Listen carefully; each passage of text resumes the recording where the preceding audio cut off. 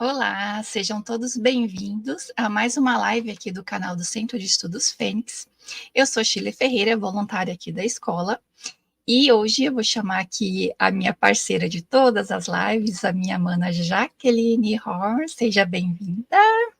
Olá, boa noite a todos que já estão aqui no chat, boa noite, minha mana, sou Fidel Escudeira, está aqui firme e forte. Vamos para mais uma live que essa convidada promete. Vamos lá? Sim, vamos dar boa noite para quem já está aqui acompanhando a gente. Obrigado por nos receber aí na casa de vocês, no trabalho. Para as pessoas que vão estar assistindo aí a gravação também, muito obrigada pela presença, e vamos chamar aqui a nossa querida Liliane Moura, seja bem-vinda.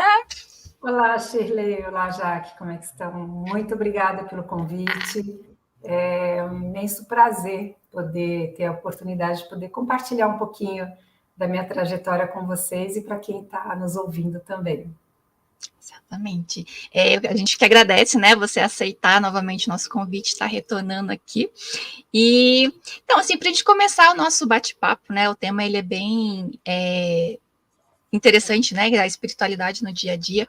Mas antes de começar, se você puder fazer um resuminho bem básico de quem é a Liliane e como é que a Liliane teve esse processo da espiritualidade, como é que é a espiritualidade na sua vida, aí a gente já emenda no assunto e a gente vai fazendo as perguntas aí. Claro.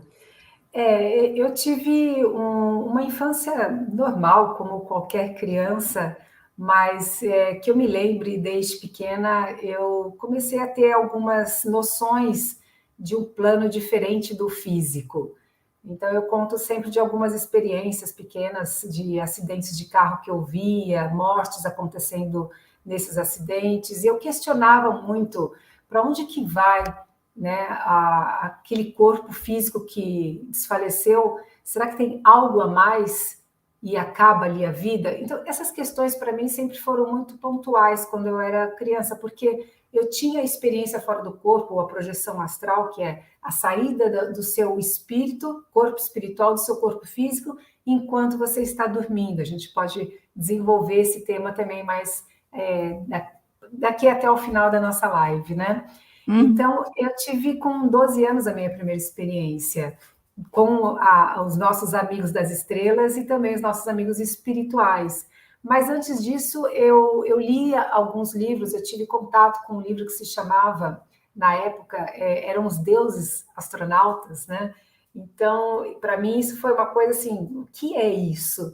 Eu comecei a me interessar por essa área. E eu me lembro que eu perdi uma pessoa que a gente considerava como prima, mas na verdade não era de sangue, num acidente de moto com o noivo dela, e naquela época também os meus tios foram procurar o Chico Xavier para receber mensagens. Então, apesar de ter nascido numa família católica, né, que brasileiro nasce católico, né, eu tinha acesso à espiritualidade dessa forma.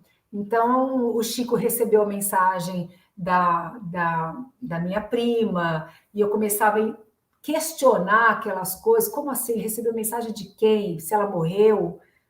Quem é essa que passou a mensagem? Então, desde pequena eu questionava muita coisa, mas eu não tinha muito acesso a informações, filmes, bibliografia, livros, eu não tinha acesso, eu não tinha internet também naquela época, né? Então, hoje eu tenho 59 anos, você imagina, eu com 12 anos de idade não existia, pelo menos aqui no Brasil, né? Não existia nada relacionado a essa ponte que nós temos, tanto ferramental para a gente estudar algo, né?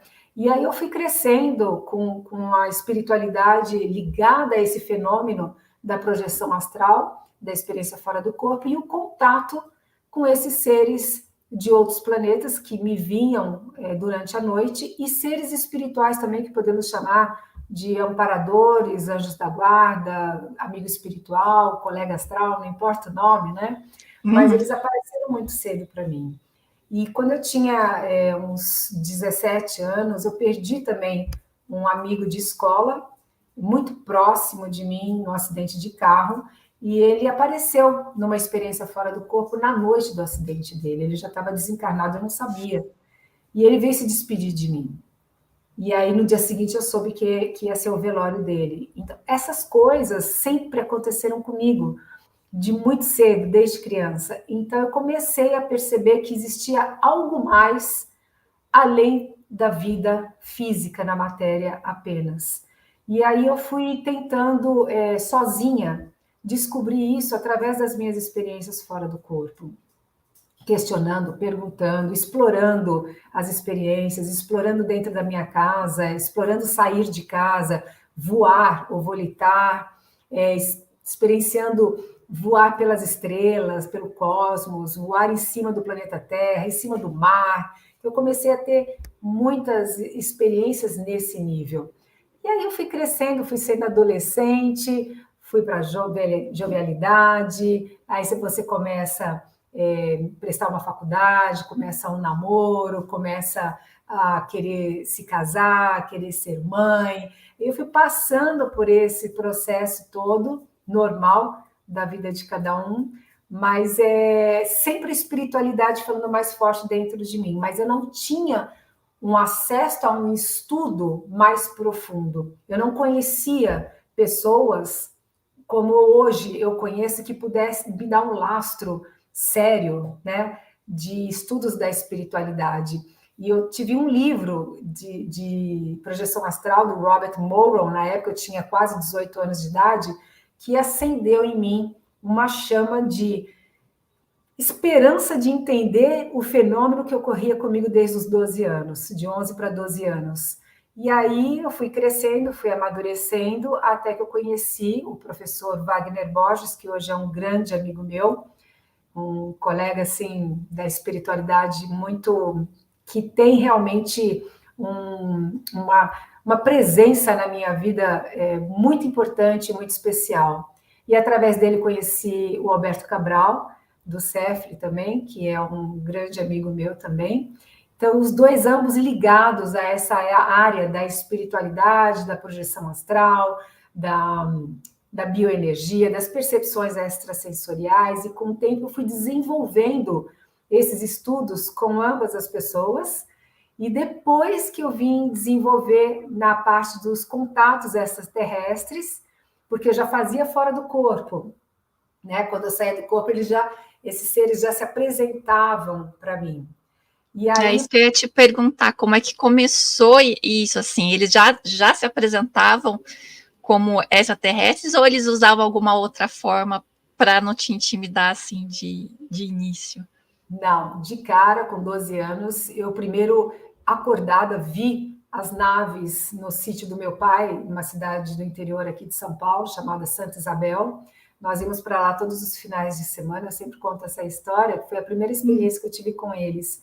E eu gostava de ficar vendo as estrelas, e numa dessas noites que eu ficava ali na espreguiçadeira, lá em cima na piscina, eu olhei para o céu e várias naves, vários objetos anômalos, vamos dizer assim, apareceram e começaram a se movimentar ao mesmo tempo, fazendo jogos de movimento, de quase bater e voltar, de zigue-zague, de quadrado, de círculo. Então, eu comecei a perceber aquilo e eu senti uma presença muito forte ali de pessoas que eu tinha certeza que me conheciam e que eram meus amigos. Eu tinha essa certeza tão grande de mim, porque eu fiquei com uma felicidade tão grande quando eu vi essas naves, que eu me senti acolhida, eu me senti numa presença de família. Aquela coisa assim, não estou sozinha nesse planeta, tem gente que está olhando por mim. Então, mas sempre nunca tive problema nenhum com família, com amigos, amigas, nada. Sempre fui muito bem acolhida. Minha família sempre me tratou muito bem, sempre fui muito bem ancorada, né, dando a minha presença nessa vida, né, nessa reencarnação, para quem acredita nesse viés de várias vidas. E eu hoje escolhi acreditar, pelo menos até agora eu acredito.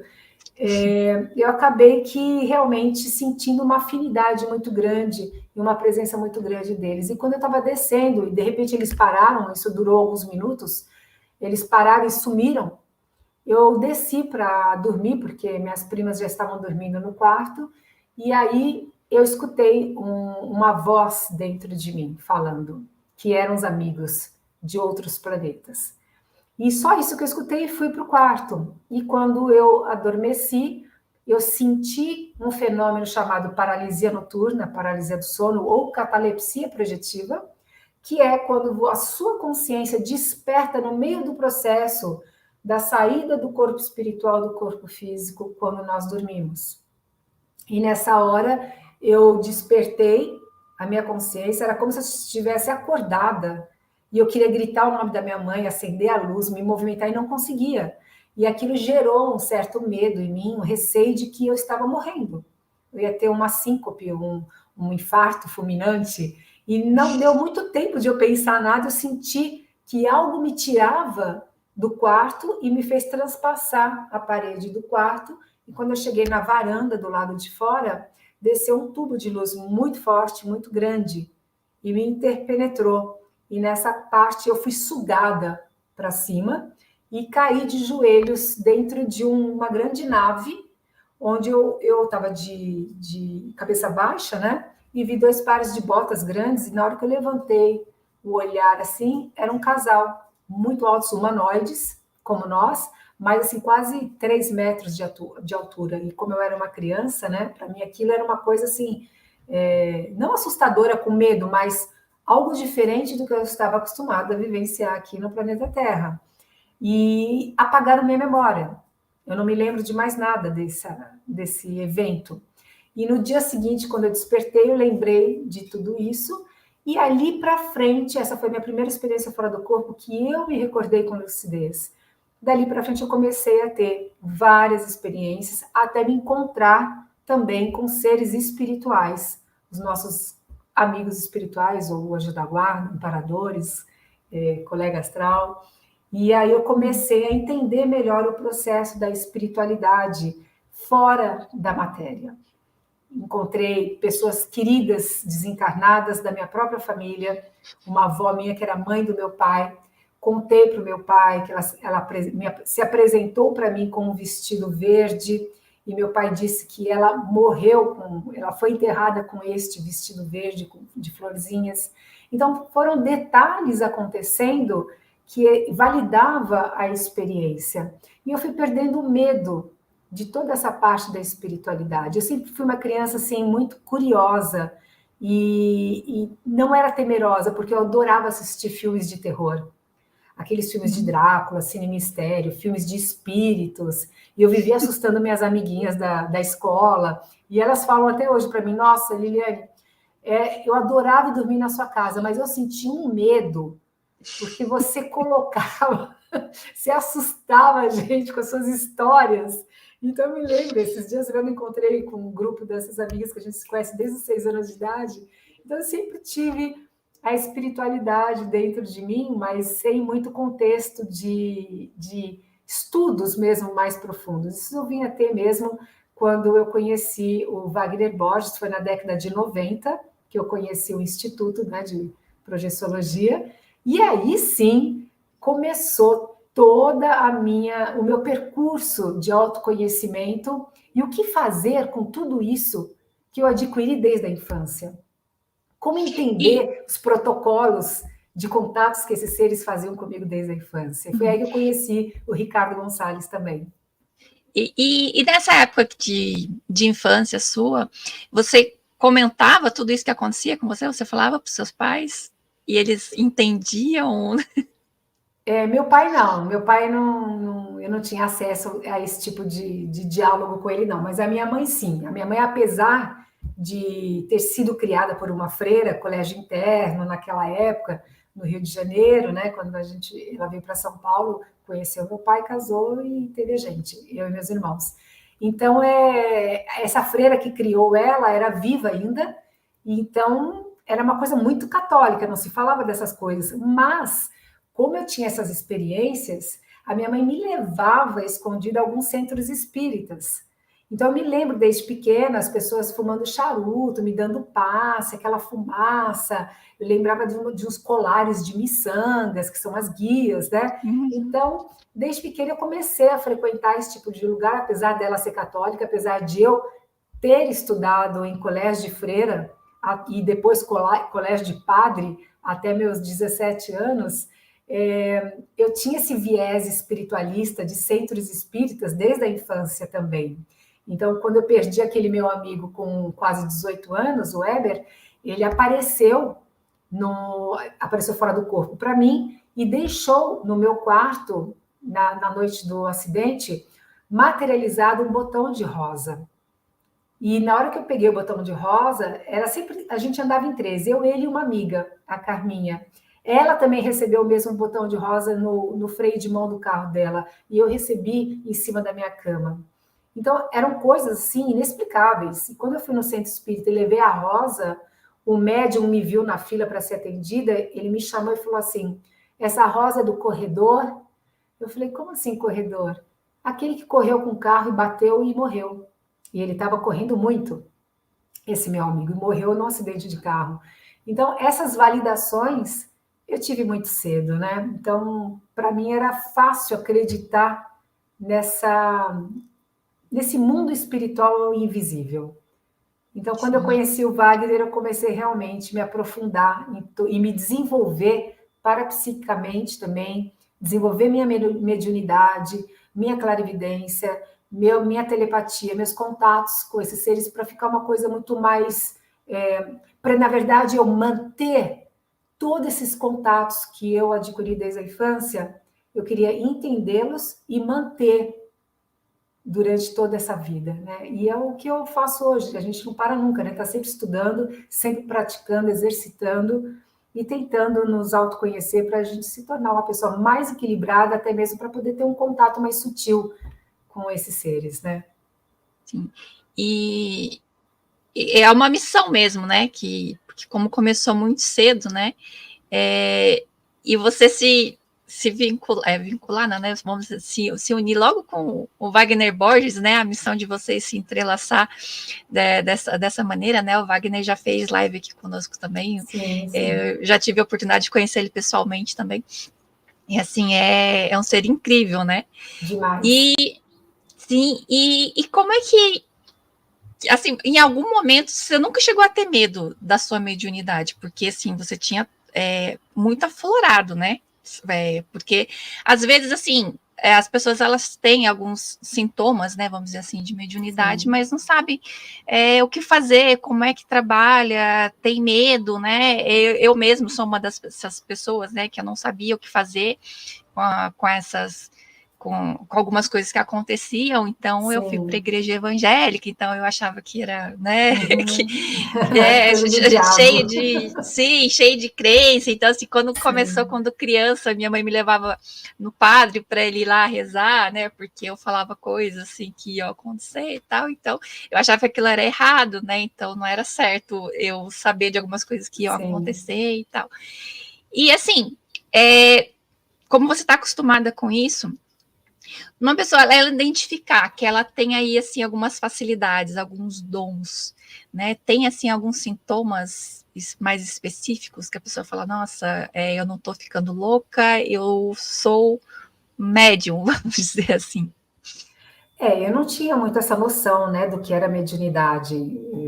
Quando eu frequentava os centros espíritas, eu era muito pequena, para mim era uma pessoa ali que ela estava falando por um espírito, né, o espírito falando através dela. Eu não entendi o processo, como é que era, né, todo o desenvolvimento mediúnico. Eu nem queria saber, nem me interessava também naquela época. Eu queria mesmo era me consultar, né, e falar, olha, eles estão recebendo o espírito, deixa eu lá falar com o espírito. Então, coisas de criança e adolescente, né? Mas eu não tinha noção do que era o desenvolvimento. Eu não tinha muito medo, Shirley, porque o único medo que eu tive no início era da paralisia noturna, porque eu achava que eu fosse morrer, e eu achava que minha mãe e meu pai, eles iam ficar muito tristes, porque eu poderia ter um ataque cardíaco ali, não voltar mais para o corpo, e eles perderem uma filha.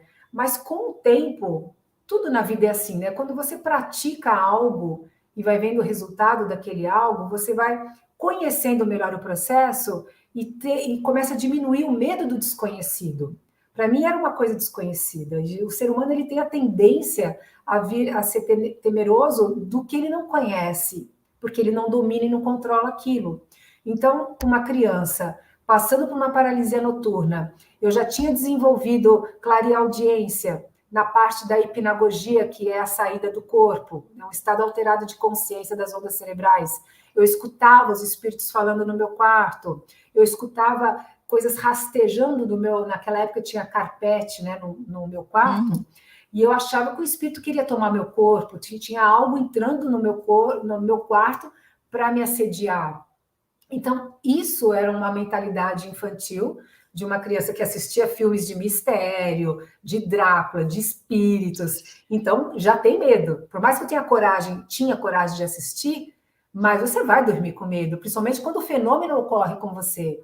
Então, eu tinha muito isso. E com o tempo, eu fui percebendo que toda vez que eu tinha paralisia noturna e eu ficava com muito medo, eu encaixava de novo no corpo e despertava. E perdi a experiência, acordava. Falava, bom, então se eu ficar com medo, eu vou acordar, não vou morrer, meus pais não vão ficar tristes. Então, toda vez que acontecia a paralisia, eu fazia força para me mexer e acordava com os batimentos cardíacos e a respiração muito ofegante.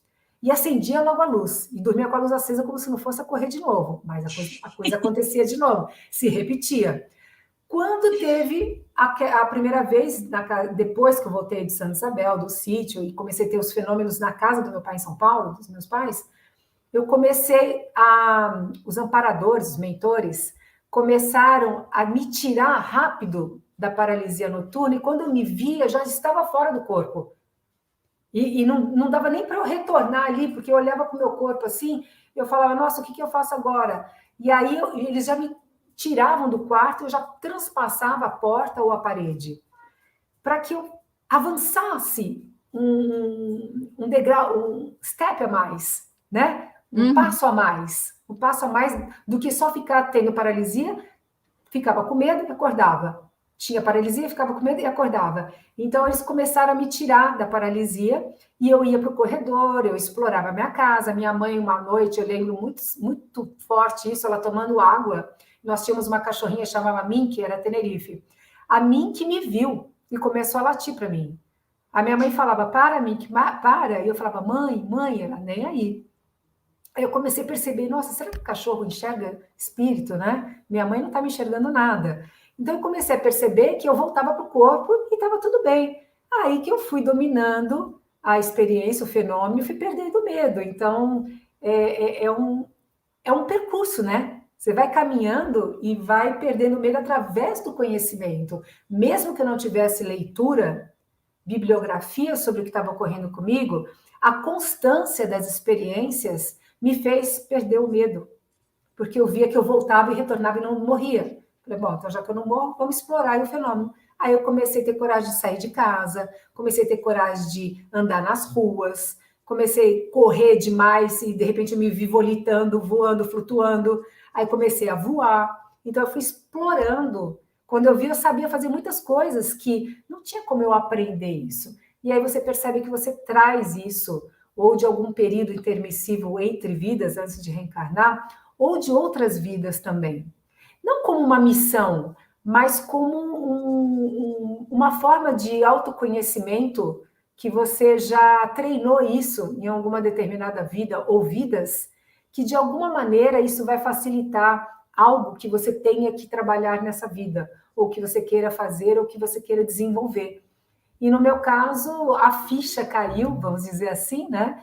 Em meados do ano 2000, quando, 99 e 2000, minha mãe estava em coma, minha mãe é desencarnada já, ela desencarnou com 62 anos em 1999.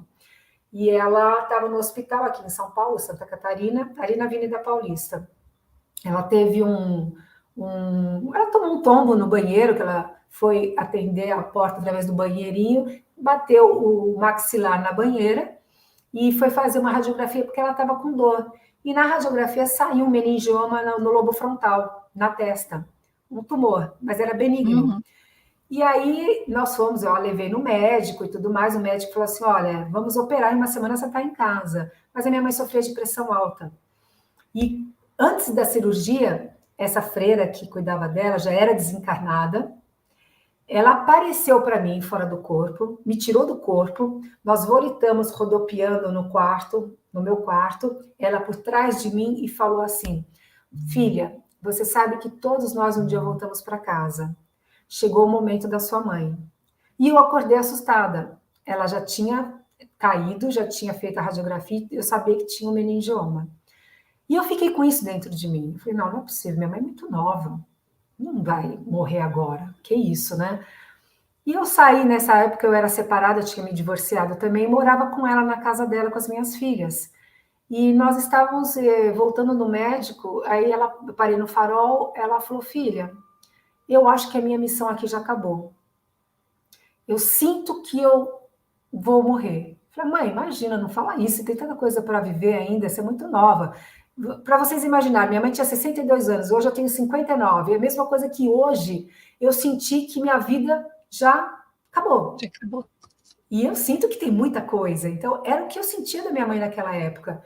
Ela operou no cuidado da pressão alta dela, teve um edema muito forte, teve que reabrir a cabeça de novo na cirurgia e ficou 3 meses em coma induzido para que o cérebro diminuísse de pressão. E nesses 3 meses em coma, eu a vi muitas vezes fora do corpo. E ela perfeitamente lúcida, lúcida. E no final do 3º mês eu falava, mãe, o que você está fazendo aqui? Porque o corpo dela não ia ficar sem sequelas se ela acordasse do coma. Não ia. Ela já tinha perdido o olfato, já tinha perdido os movimentos, por conta da localização do meningioma. Eu falava, mãe, o que você está fazendo aqui? Ela falava para mim, filha, enquanto seus irmãos e seu pai rezarem para eu acordar, eu vou ficar aqui. Até minar os sentimentos deles. Eles têm que chegar uma hora e falar assim, que aconteça o melhor para a mamãe. Aí eu vou sossegada. Eu falava, mãe, mas por quê? Não, eu fiz essa escolha e quero assim. Falei, ok.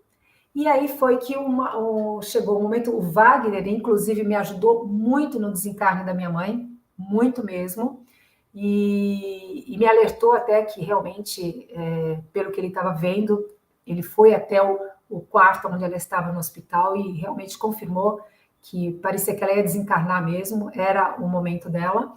Então eu estava preparada para isso. E aí eu fiquei tentando preparar meus irmãos e meu pai. Mas você falar que sua mãe vai desencarnar para os teus irmãos ou para o seu pai, é muito. Não dá para falar um negócio desse.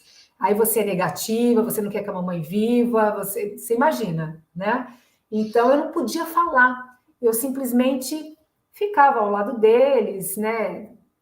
Fazia companhia, tudo, e toda vez eu ia, dava passes na minha mãe, eu vivia trabalhando o desencarne dela, né, aperfeiçoando o duplo etérico dela para que ela fosse ficando menos densa, mais sutil, para que na hora que ela fosse desencarnar, eu não sabia quando era, ela ficasse muito mais fácil para passar para o lado de lá. E aí, de repente, ela teve um edema muito forte e precisava levar para a UTI. Até então ela estava no quarto. E aí foi no dia que ela desencarnou, inclusive até o Wagner, eu me lembro, eu ligando para ele, ele falou assim, ó, tua mãe está por um fio, o cordão de prata dela, que é o que une o nosso espírito ao nosso corpo físico, tá assim um filetezinho, os amparadores já levaram ela para o hospital extrafísico. Então, vê se você consegue tirar seu pai e seus irmãos daí. E eu fingi que eu passei mal. E eles me acudiram, me levaram para casa. Quando nós chegamos em casa, eram 6 horas da tarde, toco o telefone, minha madrinha me fala, ó, sua mãe já foi. Foi a hora que os amparadores conseguiram realmente cortar, vamos dizer assim, né? O cordão de prata e desfazer o cordão de prata e levá-la para o plano espiritual. Depois de quase 3 meses, eu estava no grupo de estudos do Wagner, ela aparece lá. Até então eu encontrava com ela, eu ia vê-la, ela estava em sono profundo, como a gente chama do sono reparatório. No caso dela, ela precisou, por quê? Ela se condicionou muito tempo, 3 meses em coma, se condicionou muito com a cirurgia da cabeça, como ela teve que ficar sem esse osso e só a pele costurada para não ter a pressão no cérebro, ela ficou condicionada a isso. Então, eles colocam no espírito num sono profundo e sempre vão trabalhando com passes para tirar a somatização do estigma da dor e da doença, né? Então, de vez em quando ela acordava, as enfermeiras astrais faziam ela despertar e eu a via, falava, mãe, tá tudo bem com o papai, tá tudo bem com os meninos. E aí ela voltava a dormir de novo. E foi isso durante esses 3 meses pós-morte, né? E aí lá no IPPB, o Wagner, ela me aparece e fala para o Wagner, né, que ela era minha mãe, o Wagner não a conhecia, e queria me mandar uma mensagem. E aí o Wagner me chama e fala, Lili, você não está vendo, mas a sua mãe está aqui. E ela pediu para te dar um recado, que a partir de agora ela vai passar para um outro plano espiritual, vai sair do hospital e vai encontrar o pai dela. E vai ficar um bom tempo sem aparecer nas projeções astrais que você encontra sempre. Aí ele comentou assim, ela era vaidosa? Eu falei, muito. Ela falou assim, que ela está falando para mim aqui que agora que ela está começando a se conscientizar de que ela não precisa ser gordinha e não precisa ser careca, né? Que ela, essa parte ela não tinha o cabelo. Que ela está fazendo o cabelo dela crescer. Eu falei, nossa, essa é minha mãe. Então temos um consolo, né? Aqui é difícil perder peso, lá deve ser mais fácil. É a conscientização, né? Tudo condicionamento mental. E foi assim, né? Então, essas experiências todas vai te dando muita validação, né? Das coisas que você vai vivenciando e acreditando, vai gerando crenças em você de que é possível realmente ter uma vida fora da matéria, ou na verdade não existe morte, nós só trocamos de corpos, né? E eu acho que a nossa verdadeira casa é o plano espiritual, a gente fica aqui só por alguns momentos, passa vidas e vidas para a gente poder reencarnar e de repente vivenciar potenciais da nossa consciência que queira realizar algo na matéria, né? Então, o seu pai e os seus irmãos sabem de tudo isso que você vivenciou? Você conseguiu passar todas essas informações para eles? Na época não. Muitos anos depois. Muitos anos depois. E mesmo assim, eles não acreditam muito. Eles falam, será? Você sabe que santo de casa não faz milagre, né? Ah, com certeza. E essa sua insegurança, quando você era criança, essas coisas que você tinha, te inspirou para você escrever os livros? Sim. Eu queria que você falasse um pouquinho disso. Fala assim, dos livros. Em 2008, na verdade, minhas filhas já eram adolescentes e elas, desde pequenas, tinham muitas experiências fora do corpo e me contavam. Então, eu não podava, eu não limitava as experiências delas, eu acreditava, instigava até para que elas continuassem as tendo e me contando, porque desde pequena, como eu tive a minha mãe, que nunca cortou e nunca falou para mim, não, filha, você está louca, isso não existe, e sim dando uma força para as experiências que eu tinha, me levando, inclusive, em lugares até para a gente entender o que estava acontecendo comigo. Então, eu tive esse exemplo da minha mãe na educação. E aí eu comecei a educar minhas filhas dessa forma. Então, uma das experiências, por exemplo, minha filha mais velha, ela falava para mim assim, quando era pequena, mamãe, o que tem aqui dentro dessa parede? Eu falava, filha, tem cimento, madeira, areia, madeira não, areia, cimento, terra. Eu falei, não, mãe, não é isso que eu estou perguntando, o que tem aqui dentro? E até eu me tocar, a gente estava no jardim da casa do meu pai, né? Eu falei, filha, por que você está perguntando isso? Ela falou assim, porque uma amiguinha minha acabou de entrar nessa parede e sumiu. Então, aí eu comecei a perceber que elas estavam tendo experiências, clarividências, e que eu não poderia cortar isso. E aí eu fui conversando com elas e elas foram até ampliando as vivências delas. E em 2008 eu tive a ideia de passar todas as experiências dela, claro, com nomes diferentes, né? Minhas filhas chamam Tatiana e Tami, e as personagens Mili e Thalita, né? E eu comecei a contar as histórias, formatei uma história, né? Romantizei também, e o contato com seres extraterrestres, sobre o ecossistema do planeta, sobre auras, sobre chakras, sobre meditação, sobre encontrar com seres que já foram desencarnados. Elas viram minha mãe fora do corpo, eu conto essa história nesse livro Infanto e Juvenil. Então, foi o primeiro livro que eu fiz, que se chama Viajando nas Estrelas, que elas também tinham experiências com seres extraterrestres. E aí, depois disso, em 2012, eu tive a ideia de fazer um livro agora para adultos, contando as minhas experiências. Tem muitas práticas, muitos exercícios, e a didática também do que é a experiência fora do corpo, o que é trabalhar as suas bioenergias, o que é desenvolver o parapsiquismo, por exemplo, a clarividência. Então, eu fiz o Projeção Astral Despertar da Consciência. E agora, há pouco tempo, eu lancei um livro também que se chama O Encontro Consigo Mesmo, onde são reflexões que eu faço sobre a vida.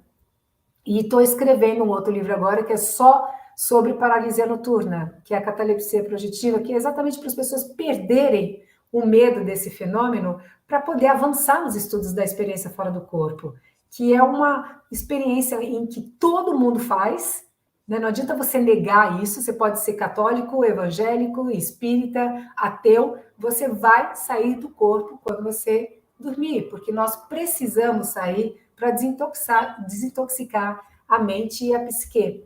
E receber luz astral, que é de onde nós somos, né? De onde nós viemos. E fora isso, tem as experiências que você tem de assistência espiritual para amigos que estão precisando de ajuda, e muitas outras coisas que você pode fazer como autoconhecimento desse fenômeno. E aí eu criei junto com um amigo meu, Luiz Fernando Iani, meu sócio, na editora Tesseractum Editorial, onde meus livros saem através dessa editora, né? Então, esse processo todo foi nesse tempo todo que eu fui caminhando e desenvolvendo tudo isso. Suas filhas estão indo pelo mesmo caminho seu de estudo, de desenvolvimento de consciência, de projeção, ou elas seguiram para outros rumos? Não, hoje cada uma tem uma profissão, né? Uma fez faculdade de marketing e rádio e cinema e jornalismo, a outra é design gráfica, mas elas têm espiritualidade em si, elas têm a intuição muito forte, elas acreditam em tudo que eu vivencio, porque elas continuam vivenciando muitas coisas, e já viajaram comigo também para esses lugares, o deserto do Atacama, por exemplo, já tiveram avistamentos também, junto com o Ricardo Gonçalves. Então, são pessoas que seguem, mas não como uma profissão, né? De palestrar, não, elas leem livros, elas se aprofundam, mas hoje elas vivem a vida delas. Uma delas está grávida, vai ter neném, então elas estão vivenciando o que eu vivenciei na idade delas. Né? Eu me casei, eu fui mãe, depois eu me divorciei, então eles estão cada uma no momento delas, né? Cada um tem a sua escolha, o seu propósito de vida. Então, mas uma coisa que sempre teve em casa foi uma respeitar a outra, em termos de intuição. Minhas filhas sempre tiveram uma intuição muito forte. Então, por exemplo, quando uma delas sentia assim, mãe, não sai hoje de casa, que eu estou sentindo um aperto no peito tão grande, que se você sair, alguma coisa vai acontecer. Então, eu falava, mas o que você está sentindo, filha? Vamos conversar sobre isso. E eu percebia que era uma coisa muito forte. Então, eu respeitava, eu falava, tá bom, mamãe vai ficar em casa. E quando era ao contrário, a mesma coisa. E teve uma noite, duas noites, na verdade, uma que era comigo, e eu soube que naquela noite em que eu ia sair, aconteceu um assalto muito, muito preocupante aqui perto do meu prédio, quase em frente. E ela pressentiu que algo poderia acontecer comigo. E até então a gente não sabia desse tiroteio e tudo mais. E com ela mesma pressentiu, ela estava pronta para sair para ir para uma baladinha, ela estava, sim, maquiada, salto alto, as amiguinhas esperando e tudo mais, naquela idade, né, 18 anos. Ela parou, ela abriu a porta para ir embora. Ela falou, mãe, eu não vou mais. Eu falei, por quê? Estou sentindo que eu não devo ir, nem minhas amigas devem ir. Ligou para as amigas, algumas acreditavam nela, outras não. E as que foram, presenciaram tiroteio dentro da balada. E uma delas que saiu de Uber teve problema com o motorista. Então, essas coisas é muito forte, né? Então, a gente respeita muito isso dentro dentro da nossa família. Todo mundo, a gente meio que bruxinho, vamos dizer assim, né? Isso é muito bom, né? Porque quando é ssó você, é a única da família que tem Nossa, essas coisas, é é muito difícil, complicado. é complicado. Eu que digo. É, É. Mas, e aí, nesses livros que você fez, você ensina também algumas técnicas para a gente aperfeiçoar? sim, sim, muitas técnicas que eu aprendi com Wagner, muitas técnicas que eu aprendi com Alberto Cabral, outras técnicas eu desenvolvi por mim mesma, outras nossos amigos espirituais me passaram fora do corpo. Então, tem muita coisa legal. Mas se você me perguntar, Liliane, qual a melhor técnica que você tem para a gente poder ter uma experiência fora do corpo com lucidez, voltar para o corpo e lembrar de tudo que Isso. você experienciou lá fora, né? Eu diria para vocês, né, Jaque e Shirley, pela experiência que eu tenho até hoje com esse fenômeno, eu comecei a perceber que, por mais estudo que a gente tenha, por mais decoreba que você faça de técnicas, mantralização, tudo isso, não tem técnica melhor do que você viver o seu dia a dia. Aí entra a nossa espiritualidade do dia a dia, né? Desde a hora que você acorda até a hora que você vai dormir, mantendo o seu estado presente no momento atual. Então, enquanto você estiver com a mente no passado, onde você pode se deprimir, ficar com melancolia, tristezas, lembranças, recordações, e ao mesmo tempo com ansiedade de um futuro que você ainda não vivenciou, todo esse desequilíbrio, essa desordem emocional, você acaba levando para a cama ao adormecer à noite, o seu corpo físico. E aí o nosso cérebro físico vai entender que você está com excesso de informação.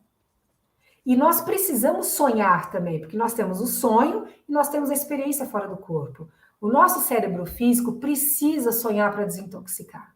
Então, nós temos várias gavetinhas onde nós vamos colocando todas as informações que a gente conhece, que a gente escuta, que a gente ouve, que a gente lê, que a gente dialoga, que a gente assiste, que a gente vivencia. Então, tudo isso está aqui nas gavetinhas.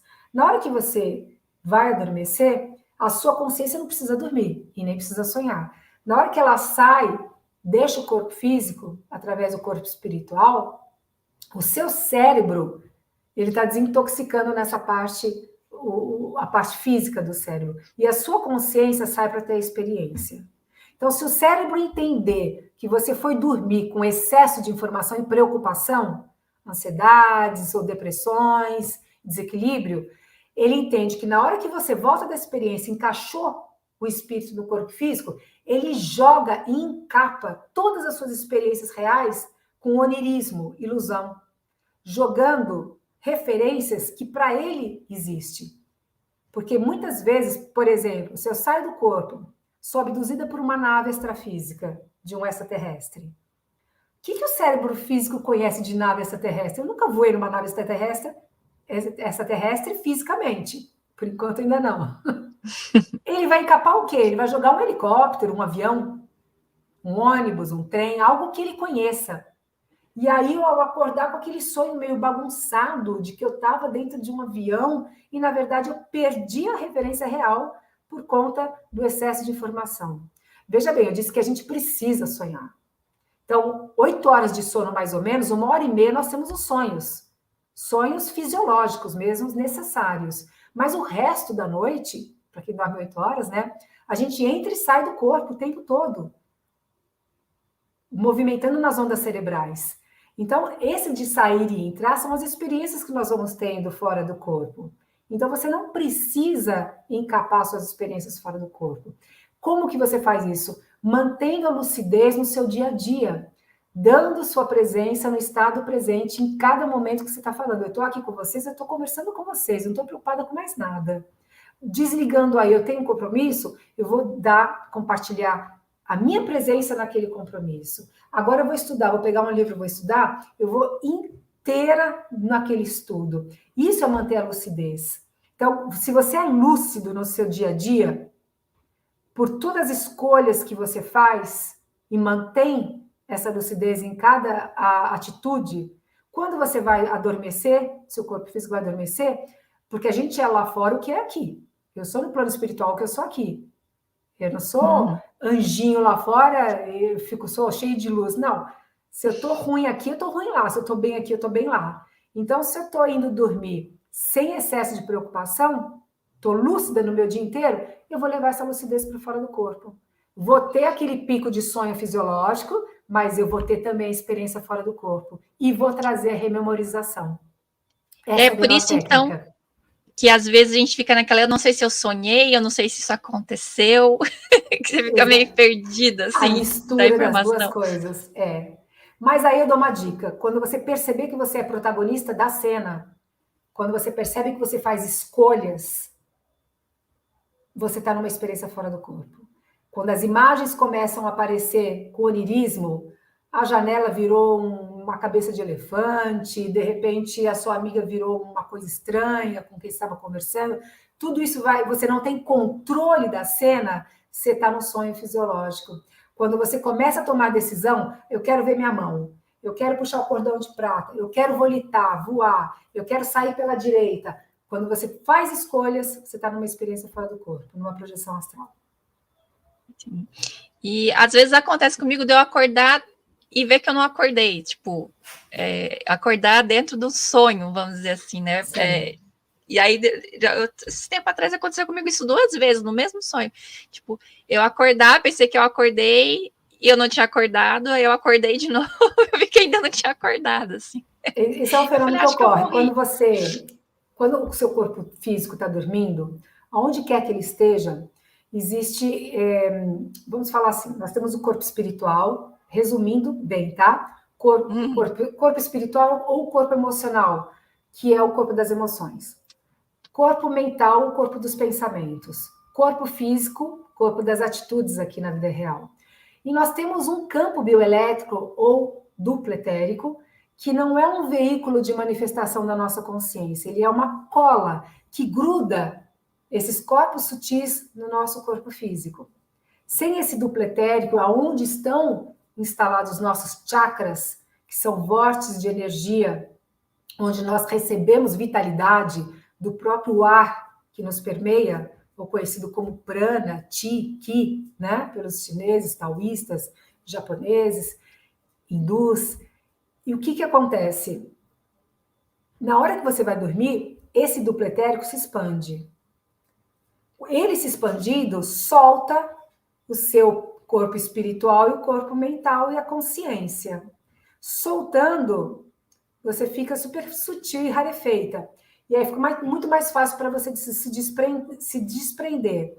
E em volta do seu corpo físico existe uma faixa de atividade desse duplo etérico.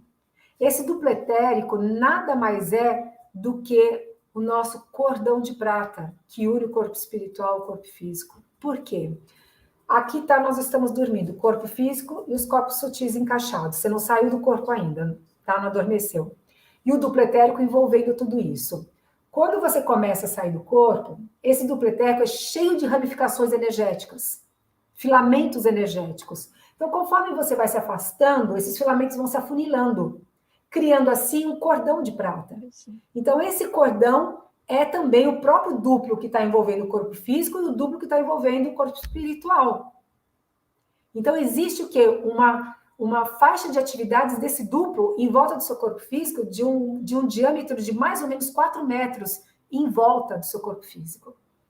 E essa faixa de atividade é um pouco tensa, densa. Então, quando você sai do corpo e está dentro dessa faixa, você fica que nem um João Bobo, para lá e para cá, você pode rodopiar, cambalhota, bater no teto e voltar, bater no campo bioelétrico da parede e voltar. Então, eu aconselho, na hora que você se perceber fora do corpo, sair logo pela parede, pela porta, sair do quarto, sair de perto do seu corpo físico, para que você não perca a experiência, senão você vai bater no corpo de novo e voltar, por causa da proximidade, tá? Então, esse campo em volta é que faz com que a gente tenha o retorno muito mais fácil. Então, as experiências fora do corpo, fora do seu quarto, são muito mais lúcidas, porque você está longe dessa faixa de atividade de compressão. E essa volta é aquela que às vezes a gente leva aquele susto, né? Que é porque a gente voltou muito rápido. Nem sempre, né? Às vezes tem a queda lenta, que você vai descendo em vibração, e aí você encaixa. Às vezes você mergulha. Às vezes alguém tocou no seu corpo físico, você dorme com um animal de estimação, ou seu marido, sua esposa, bate em você, pum, na hora você volta com o solavanco. Você acorda assim, fala, ai, que droga, perdi a experiência. Estava no meio E, por exemplo, no caso de quem é casado, né? A pessoa que está do seu lado, ela interfere na experiência também? Olha, se você tem um parceiro, uma parceira que tem a mesma assinatura, vamos dizer assim, energética que você, uma pessoa não precisa estudar o que você estuda, ter a mesma religião que você, se é que a gente pode chamar de qualquer religião, no caso, projeção astral não é religião, é um fenômeno, né, parapsíquico. Isso não interfere, desde que ambas pessoas tenham maturidade consciencial e um acoplamento áurico sadio entre elas. Não são pessoas que são pavio curto, brigam o tempo todo, se desequilibram emocionalmente, sempre tem uma desordem emocional entre os dois. Então, se tiver isso, você está dormindo realmente com uma pessoa, ou você é encrenca, ou ele ou ela é encrenca, acaba que atrapalhando, com o acoplamento áurico, acaba atrapalhando as experiências, sim, tem interferências negativas. Ao passo que, se você tiver um acoplamento áurico sadio com essa pessoa, só ajuda, reverbera no outro, a expansão da tua aura sadia reverbera nele também ou nela, e os dois podem ter uma experiência bacana fora do corpo e seguir pelo mesmo caminho. Ah, que legal. É porque eu já vi alguns projetistas que falam que tem o lugar certo para fazer, né, a técnica para fazer a projeção, né, que daí não gosta de fazer no quarto por causa da esposa ou do marido, né? Isso para praticar. Isso para praticar exercício. Você vai e faz sozinho num horário diferente para praticar até ter a própria saída ali. Mas na hora que você vai dormir, você não vai dormir separado do seu cônjuge porque você quer ter uma experiência fora do corpo, né? Era isso que eu estava pensando. Ela acontece, independente se você está abraçadinho de conchinha ou não, você sai do corpo, acontece. Entende? Mas pode ser você levar a pessoa junto. Se não quiser levar, a pessoa fica ali acoplada no corpo físico, sonhando, e você sai, entendeu? Não é porque ela não consegue naquela noite sair que você tem que ficar acoplado na hora dela. Você pode muito bem sair, não existe isso. O que existe é interferência negativa por outros fatores, mas não pelo fator de você estar dormindo do lado do seu cônjuge. Esses fatores negativos, né? Algumas semanas atrás a gente recebeu aqui um amigo nosso também, que ele é projetista, né? E aí a gente estava falando sobre isso, e eu falei, né, eu venho de um processo de luto, que eu perdi meu pai recentemente, eu falei que nesse período que eu fiquei bem mal mesmo, assim, eu antes de dormir eu pedia para não sair, tipo, né, eu me fazia, eu trabalhava minhas energias e tudo mais. Eu falava, eu escolho não sair, porque como eu estava numa vibração densa, eu tinha medo de ter alguma experiência em algum lugar que não fosse tão bacana assim, né? Porque eu vejo, assim, muitos relatos, né, de pessoas, alguns relatos diferentes aí, né, de coisas. Mas, assim, quando eu tenho as minhas lembranças, eu sempre estou em lugares bonitos, né? Eu tenho experiências bacanas, assim. E aí eu falo, eu não quero ter experiência ruim. Eu acho que essas ruins eu realmente deixo lá, tipo, eu não lembro. Né? Mas sabe o que acontece, Shirley? Depende do que você chama de experiências ruins. Por exemplo, a projeção astral, ela tem a assistência extrafísica que nós, projetores astrais, fazemos, alguns projetores fazem, né? O que é assistência extrafísica? Os amparadores vêm, tira você do corpo, te leva para um plano espiritual mais denso, para ajudar os nossos irmãos, vamos dizer assim, mais carentes de uma energia salutar. É o que a gente chama de resgate, né? Sim, os resgates. E também tem, da mesma forma que você está aqui acordado, você sai da sua casa, você está sujeita a ser assaltada, então, no plano espiritual, você também está sujeita a ser assediada ou ter uma interferência negativa. Então, por que isso ocorre? Independente de você sair do corpo ou não, o assédio já está ocorrendo, já está acontecendo. É que você não está enxergando, você não tem a clarividência aberta, você não está vendo. Ou talvez você não tenha uma sensibilidade exacerbada, você não está sentindo a interferência. Mas você está irritada naquele dia, você está brigando com todo mundo, você entende? Ou então você está muito melancólico, você está muito ansiosa, você já está com uma interferência, você só não está se tocando. E aí, quando você sai do corpo, esse espírito que já estava na sua cola, ele pode aparecer para você. Então, por isso que eu falo que a experiência fora do corpo é uma ferramenta de autoconhecimento para ver o que você está atraindo de verdade. Mas também você pode desenvolver o parapsiquismo, a percepção extrasensorial, a clarividência, e saber quem está do seu lado ali te fazer ter uma interferência negativa, que está te deixando tão irritada com pensamentos diferentes do seu padrão normal.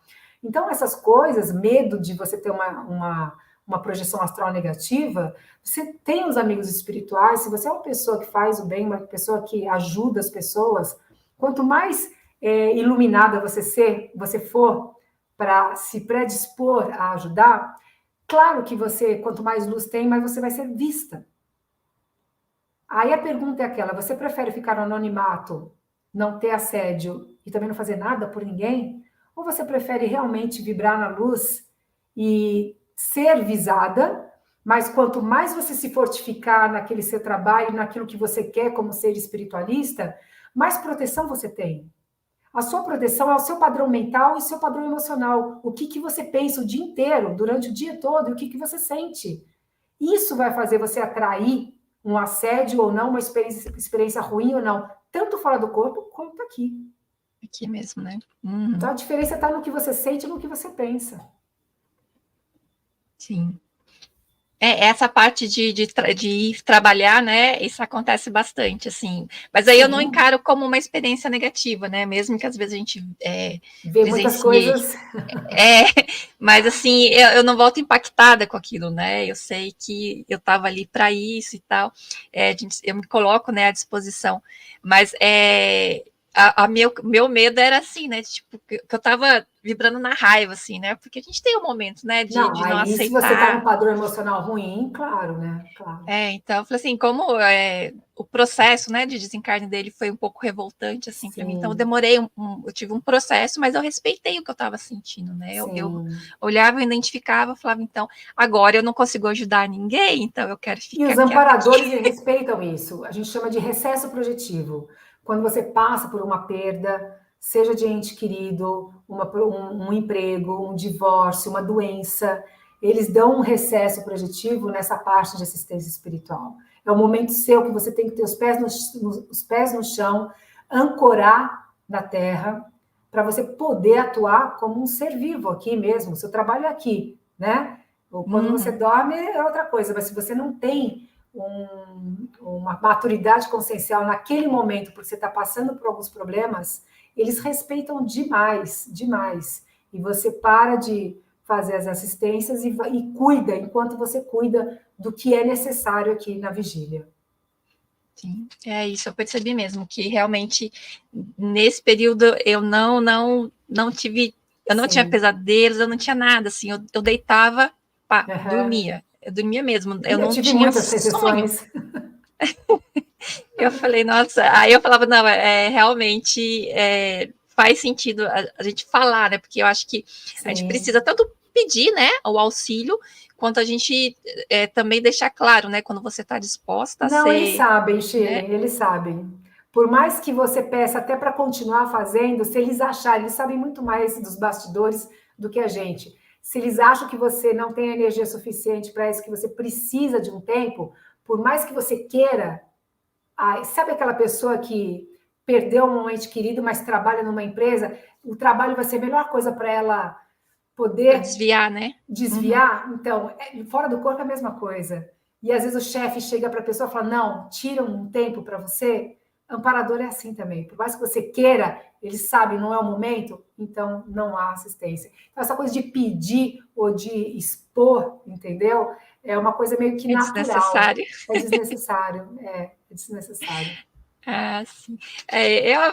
Eu acabava, eu faço isso, né? Eu tenho esse costume, porque eu começo a conversar com os meus mentores assim, como se ele estivesse aqui do meu lado, assim, né? Que ele tá, né?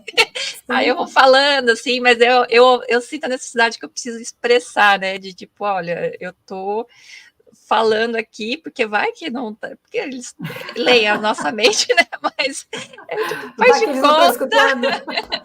Faz de conta que eu tenho controle disso também, né? A mania de querer estar no controle de tudo também, né? Pois é. Mas tem pergunta, É a Jaque? falta de confiança, né? No plano espiritual. A gente sempre acha que a gente tem que Talvez. controlar algo.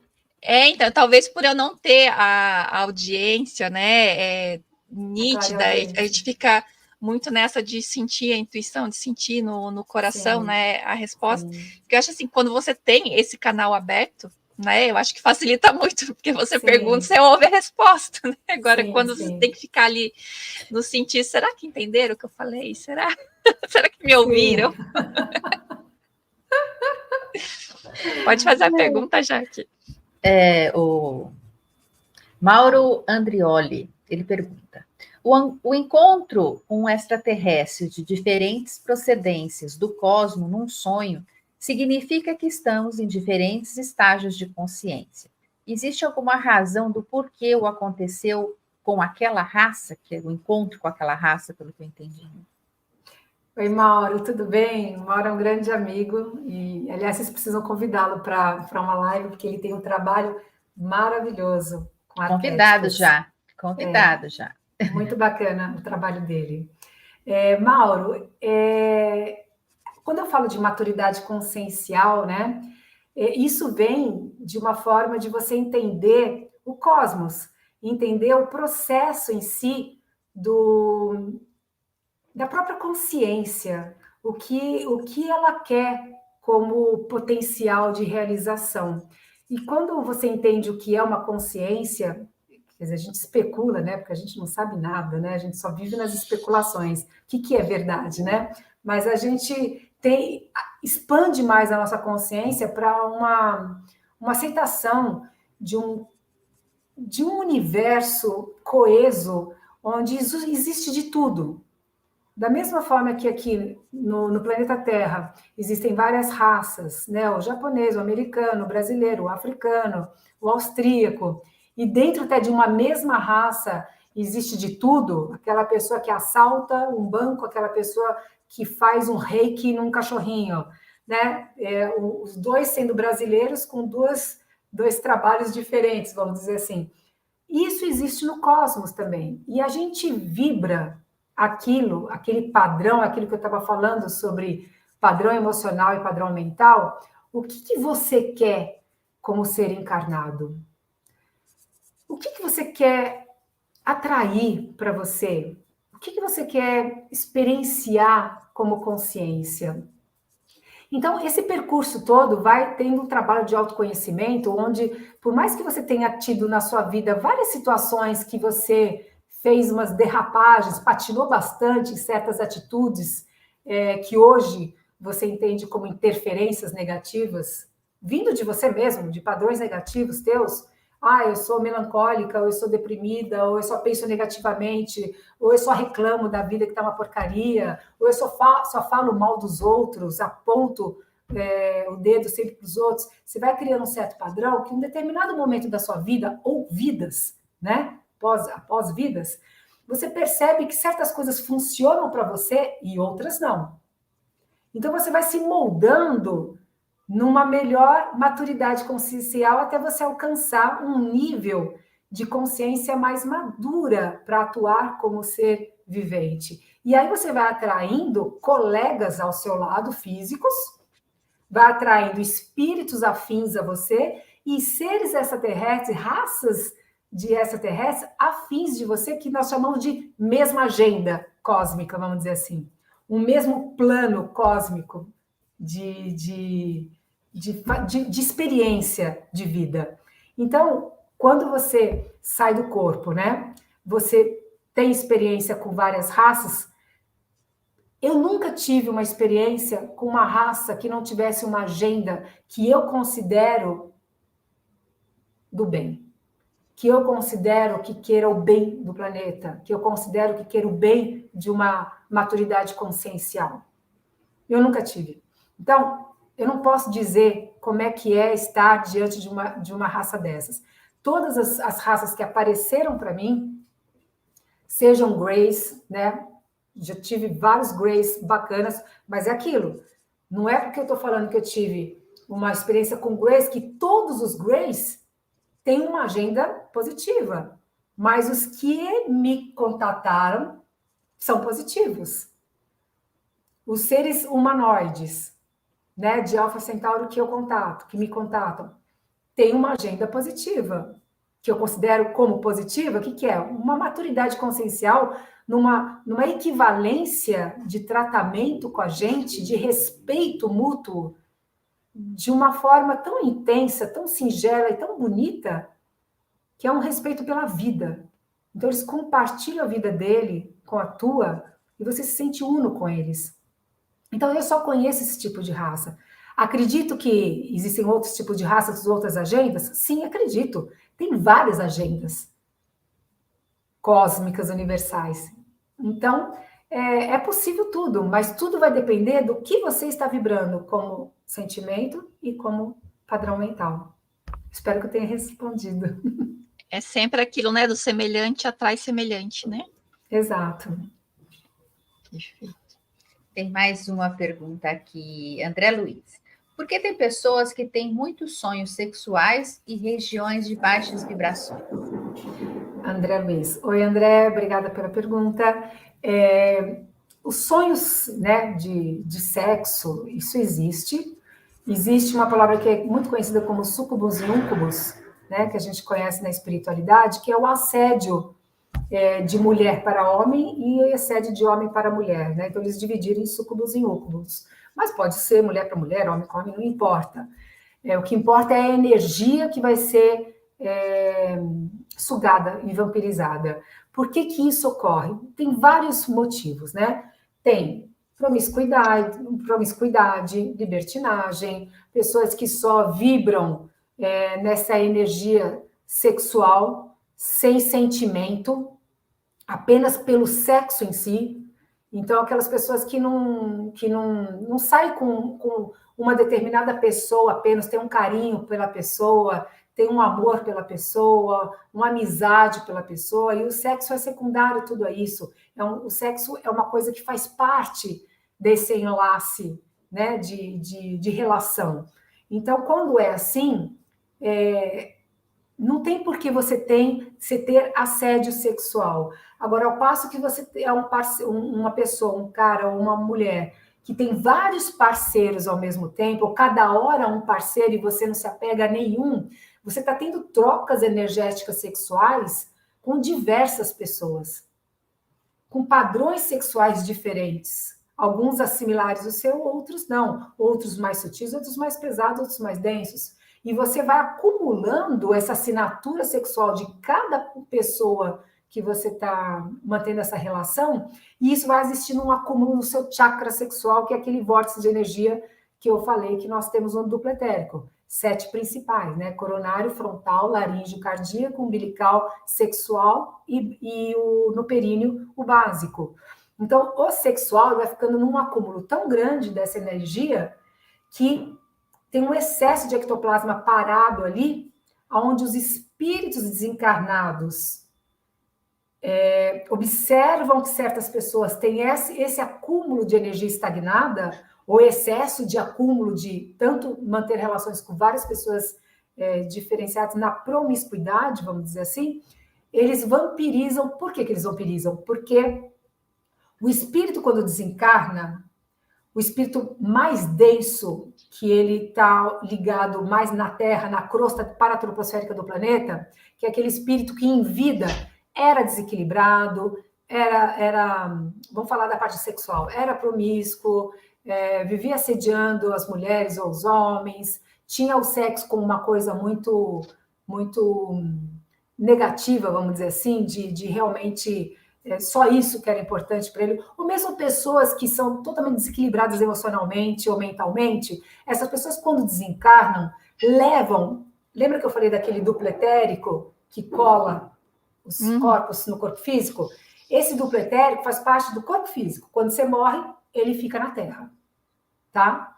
Ou, para quem é cremado, no fogo, né? Se dissolve. Só que esses espíritos que desencarnam mais densos levam metade desse duplo com eles. E é aí que entra assistências extrafísicas dos projetores astrais para desencapar esse excesso de duplo etérico nesses espíritos, para eles serem levados para planos espirituais mais sutis pelos amparadores. A gente não tem tempo de falar mais sobre como é que é o processo de uma assistência extrafísica, mas outra hora a gente faz parte 2, não tem problema nenhum. Então, o que acontece? Esses espíritos precisam sentir uma densidade de energia para se sentirem vivos. E a energia sexual é uma delas. A energia do álcool é outra. A energia de uma droga é outra. Então, quando eles percebem casais mantendo uma relação sexual promíscua, eles acabam que vampirizando essa energia que está acumulada ali no chakra sexual de ambos. E acaba sugando isso e gera na pessoa sonhos que estavam realmente mantendo relação com outras pessoas que nem conhece, acorda até no meio de um orgasmo, mas se sentem sugadas, pode até ter um orgasmo, mas se sentem durante o dia sugadas, desvitalizadas. Diferente de você ter um acoplamento oral com uma pessoa sadia, onde você tem uma troca sadia de amizade, de carinho, de amor, de potência de vida, de respeito. E aí, na hora da relação sexual, essa energia ela transborda e ela é gerada até por uma assistência extrafísica sem você saber. Então, dá para falar muito mais sobre isso aqui, a gente está sem tempo, né? A gente está sem tempo. Vamos para a última pergunta, então. O Otto Niemeyer pergunta, nas suas viagens de avistamento, sempre acontecem contatos? Oi, Otto, tudo bem? Seja bem-vindo, obrigada pela pergunta. Sim, todas as viagens que nós fazemos, né, principalmente com o Ricardo Gonçalves, eu também tenho as minhas saídas individuais aqui em São Paulo, no Brasil, e não preciso ter contato apenas quando eu viajo para Monte Shasta, por exemplo, que eu acabei de chegar, para o deserto do Atacama, para o Chile, tem vários locais que nós viajamos. Aqui mesmo em São Paulo, em Avaré, onde eu vou sempre na casa do meu irmão, eu canso de ter avistamentos e contatos telepáticos, então, isso fisicamente ali. Então, isso ocorre em qualquer lugar, em qualquer lugar. E sempre tem, quando você está num grupo coeso, e o grupo que a gente faz mantralização, meditação, antes dos contatos telepáticos e até de avistamentos e até deles aparecerem ou fisicamente ou holograficamente, existe uma coesão nesse grupo onde a gente está afinizado e sintonizado. Então é muito mais fácil ocorrer esse tipo de aproximação deles. Esses avistamentos, pegando o gancho aqui da pergunta dele, esses avistamentos que vocês fazem quando vocês estão fazendo essa mantralização ali em grupo, o grupo todo consegue o contato com os mesmos seres ao mesmo tempo? Todos vêm? Os avistamentos todos vêm, a não ser aquelas pessoas que estão de olhos fechados, mantralizando, não estão olhando para o céu, né? Em Monte Shasta, em 2018, nós tivemos a aproximação deles, que estavam se aproximando fisicamente atrás dos pinos, como é que chama em português? Dos pinheiros, né? Uhum. Que lá tem bastante pinheiros em Monte Shasta, e tinha uma criança latina, duas irmãs, dois irmãos, chorando muito porque eles viram também os seres. Alguns estavam mantralizando de olhos fechados, outros estavam de olhos abertos. Então, os que viram estavam de olhos abertos, e os seres estavam se aproximando, eles voltaram, porque as crianças ficaram com muito medo, começaram a chamar seus pais, eles respeitaram isso, e apenas nós vimos, o que deu para ver bastante, foi a nave plasma deles passando assim, na mesma altura da gente, não lá no céu, na altura do bosque mesmo, né, indo embora. Então, depende muito do grupo, como é que está o grupo também. Quando tem muitas pessoas, a coisa é mais difícil de estar numa sintonia. Quando o grupo é menor, é melhor. Desde que todos estejam sintonizados, né? Uhum. E eles deixam alguma mensagem assim específica nesses contatos Sim, do que vocês sempre. têm que fazer, do qual a mensagem que vocês têm que trazer, alguma coisa assim? Na verdade, esses grupos, Shirley, eles, como eu falei, eles têm um respeito muito grande. Então, eles não falam nada do que você tem que fazer. Nada. São sempre sugestões do que eles estão observando, né, com um olhar diferente, mais amplo, com mais maturidade consciencial. Então, eles passam telepaticamente algumas mensagens para ter várias pessoas ao mesmo tempo, e a maioria das mensagens são muito compatíveis umas com as outras, para validar mesmo a experiência, né? E às vezes são pessoas que nunca receberam uma mensagem, uma comunicação, e nem tiveram uma telepatia. E exatamente eles fazem isso, escolhem pessoas diferentes até para que haja essa validação. Então, as mensagens sempre são positivas, de que eles estão sempre conosco, que nós nunca estamos sozinhos, que eles são nossos irmãos e são muito parecidos com a gente, em vários termos de padrões emocionais e mentais também. Eles aprendem também muito com a gente, nos observando, e falam, às vezes, né, da preocupação com a atitude do ser humano em relação a guerras, a bombas atômicas, a descobertas de um potencial de tecnologia de sair do planeta e fazer dobra no espaço, que, na verdade, a nossa tecnologia tem que acompanhar a nossa maturidade consciencial e não é o que está ocorrendo. Então, esse tipo de conversa e diálogo sempre existe nas comunicações. Ai, deve ser muito legal. Deve ser incrível, né? Imagino que deve ser incrível isso. Bom, nós estamos aqui com 1h16, eu prometi que não ia extrapolar de 1 hora. Eu quero agradecer que você ter retornado ao canal. Já fica aqui e aberto o convite para você estar voltando para a gente fazer aí a parte 2, para você poder aprofundar em alguns conceitos aí sobre esses temas de resgate, energias e tudo mais, né? Só agradecer mesmo e já fico ansiosa pelo retorno para a gente fazer a continuação do nosso bate-papo. Suas considerações, Jaque? Só agradecer, as respostas foram muito boas, o chat aqui interagiu bastante comentários. Muito bom te conhecer. Já vamos marcar uma próxima, que tem muita conversa por trás disso ainda. Muita mesmo. Tem muita conversa.